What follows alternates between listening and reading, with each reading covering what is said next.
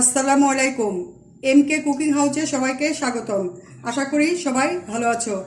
আজ আমি তোমাদের খুবই মজার একটা আইটেম দেখাবো, যেটা সবারই পছন্দ। সেটা হচ্ছে ফ্রুট কেক। ফ্রুট কেক পছন্দ করে না এমন মানুষ খুব কম আছে। চলো দেখে নিই তাহলে কি কি লাগছে। ফ্রুট কেক বানানোর জন্য এখানে আমি 3টা ডিম ভেঙে নিয়েছি। এটার মধ্যে আমি 1.5 কাপ চিনি দিয়ে নিব।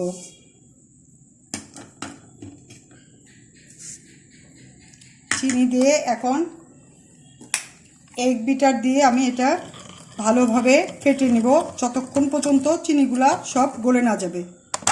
ডিম আর চিনিটা আমি খুব সুন্দরভাবে ফেটে নিয়েছি, একদম এটা ফেনার মতো হয়ে গেছে, সাদা কালার হয়ে গেছে। এখন এটার মধ্যে আমি 1.5 কাপ পরিমাণের তেল দিব।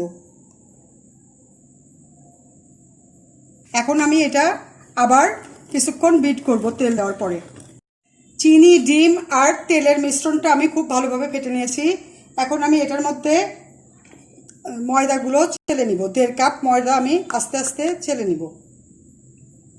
বেকিং পাউডার দিচ্ছি 1 চা চামচ।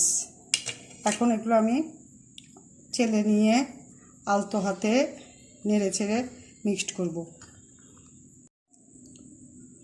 কেকের বিটারটা আমি সুন্দর করে মিশিয়ে নিয়েছি। এখন আমি এটার মধ্যে সামান্য একটু স্ট্রবেরি এসেন্স দিচ্ছি। যেহেতু এটা ফ্রুট কেক, সেজন্য আমি স্ট্রবেরি এসেন্সটাই ইউজ করছি। এবং এরপরে আমি আরেকটু এটা মিক্সড করব ভালোভাবে।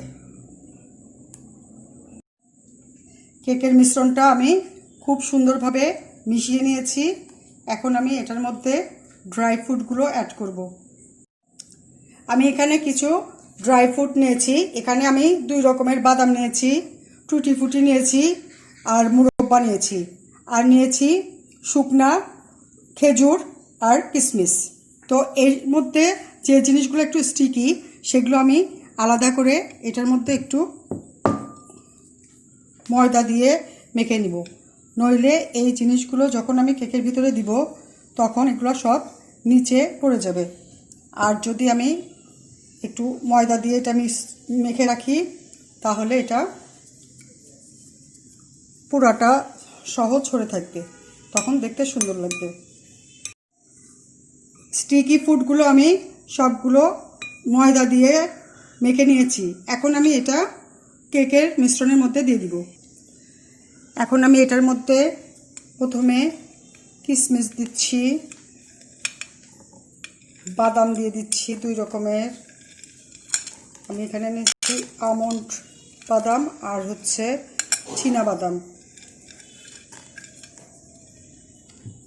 আর এই ড্রাই ফ্রুটগুলো দিয়ে দিচ্ছি। এখন এটা দিয়ে খুব ভালোভাবে আলতো হাতে আমার মিক্সড করে নিতে হবে। ব্যাটারের মধ্যে আমি সবগুলো ড্রাই ফ্রুট দিয়ে ভালো করে মিক্সড করে নিয়েছি। আমি যে মল্ডে কেকটা সেট করব সেটার মধ্যে আমি কিছু তেল ব্রাশ করে নিচ্ছি।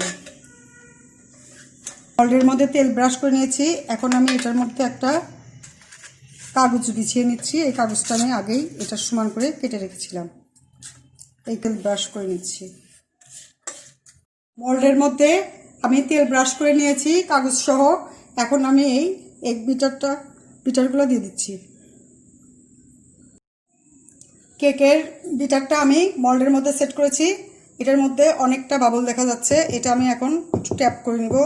আর এই কাঠি দিয়ে বাবলগুলো আমি ছিদ্র করে দিব, বাতাস যাতে বের হয়ে যায়। কিছু কিছু জায়গায় আমি ছিদ্র করে দিচ্ছি। কয়েকবার আমি এটা ট্যাপ করে নিব। এরপরে এটার উপরে আমি কিছু টুটি ফুটি ছড়িয়ে দিব যেন উপর থেকেও কালারিং দেখা যায়।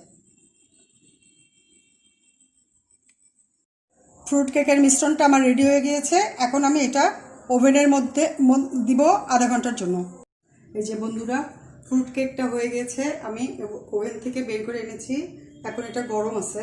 আমি একটা কাঠি দিয়ে চেক করতেছি এটার মধ্যে কিছু ভরেনি, তার মানে এটা হয়ে গেছে। এটা এখন আমি আধা ঘন্টা ঠান্ডা করব, পরে এটা মল্ড আউট করব। মল্ড আউট করার জন্য আমি একটা ছুরির মাথা দিয়ে চতুর্দিক দিয়ে কেকটা আলগা করে নিচ্ছি।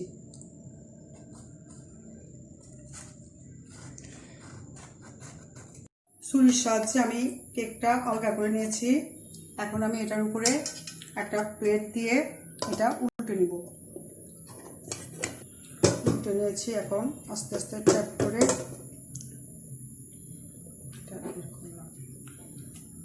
এখন উপর থেকে এই কাগজটা আস্তে করে তুলে ফেলতে হবে।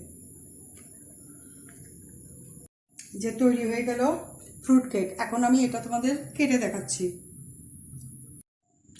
যে বন্ধুরা, তৈরি হয়ে গেল ফ্রুট কেক। এখন এটা আমি তোমাদেরকে কেটে দেখাচ্ছি। এই যে বন্ধুরা, তৈরি হয়ে গেল মজাদার ফ্রুট কেক। এটা তোমরা অবশ্যই বাসায় ট্রাই করবে। এটা খেতে খুব সুন্দর, দেখতে যতটা সুন্দর খেতে তার চাইতে অনেক বেশি মজা। এটা তোমরা অবশ্যই বাসায় ট্রাই করো। কাটার পরে দেখো এটা কি সুন্দর সফট হয়েছে। এটা তোমরা অবশ্যই বাসায় ট্রাই করো। এটা দেখতে যত সুন্দর হয়েছে খেতে তার চাইতে অনেক বেশি মজা। এটা তোমরা অবশ্যই ট্রাই করো। আর ভালো লাগলে আমাকে লাইক দিও, বন্ধুদের সাথে শেয়ার করো, আর যদি চ্যানেলে নতুন হও সাবস্ক্রাইব করো, কমেন্ট করো। সবাই ভালো থেকো। Thank you.